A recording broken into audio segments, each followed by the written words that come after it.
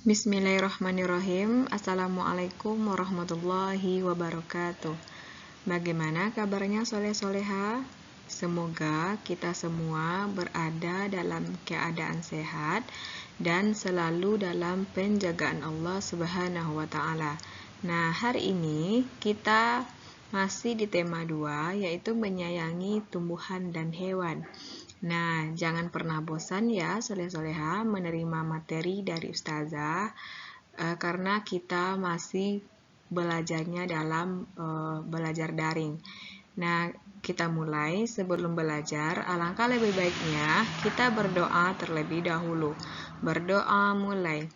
Bismillahirrahmanirrahim. Rabbi zidni ilma warzuqni fahma. Nah, semoga dengan membaca doa Allah memberikan pemahaman kepada antum. Semoga antum bisa memahami materi kita hari ini dengan baik ya, soleha-soleha.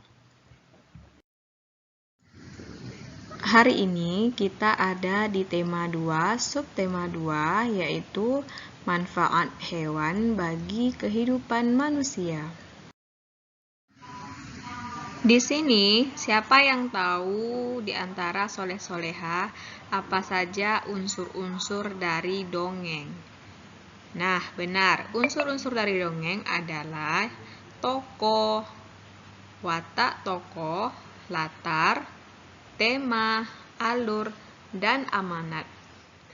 Apa yang dimaksud dengan tokoh, watak tokoh, latar, tema, alur, dan amanat, Ustazah? Nah, mari kita pelajari satu persatu. Hari ini kita akan mempelajari tentang unsur-unsur dongeng. Unsur yang pertama itu ada tokoh. Tokoh disebut juga dengan pelaku cerita atau pemeran dari cerita. Nah, tokoh dalam dongeng biasanya ada manusia, hewan, atau makhluk khayalan seperti perih, kurcaci, pohon, raksasa, dan lain-lain sebagainya. Nah, berarti tokoh itu merupakan pemain cerita ya, soleh-soleha. Unsur yang kedua ada yang disebut dengan watak tokoh atau disebut juga dengan sifat tokoh. Nah, watak tokoh ini ada dua. Yang pertama, tokoh yang berwatak baik disebut dengan protagonis. Dan tokoh yang bersifat jahat disebut antagonis. Ingat ya, soleh-soleha. Bersifat baik disebut protagonis dan bersifat jahat disebut antagonis. Yang ketiga ada latar. Nah, latar ini dalam dongeng ada 3. Yang pertama latar tempat, misalnya di hutan, di taman, di rumah, di kebun, dan lain sebagainya. Dan latar yang kedua ada disebut dengan latar waktu. Latar waktu contohnya misalnya di siang hari, sore hari, pagi hari, malam hari, dan lain sebagainya. Dan yang ketiga, latar suasana. Misalnya, suasananya menyenangkan, membosankan, menakutkan, menegangkan, dan lain sebagainya.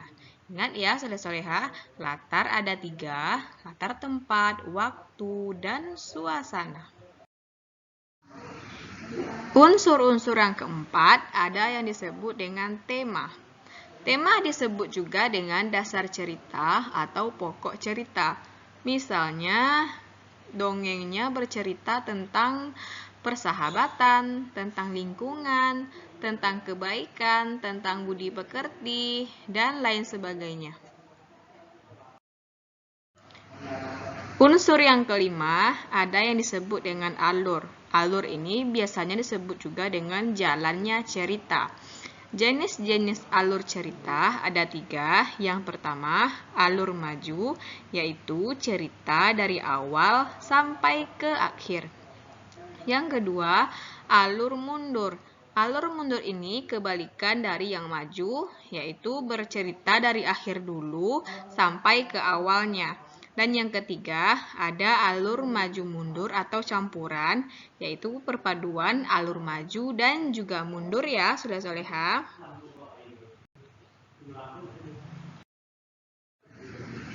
Dan yang unsur terakhir disebut dengan amanat atau pesan.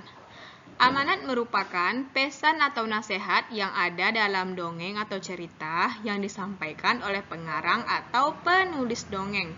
Misalnya, amanat yang ingin disampaikan yaitu janganlah berbuat jahat kepada teman, jangan mengganggu teman, dan tetaplah berbuat baik. Nah, itu contohnya ya soleh-soleha.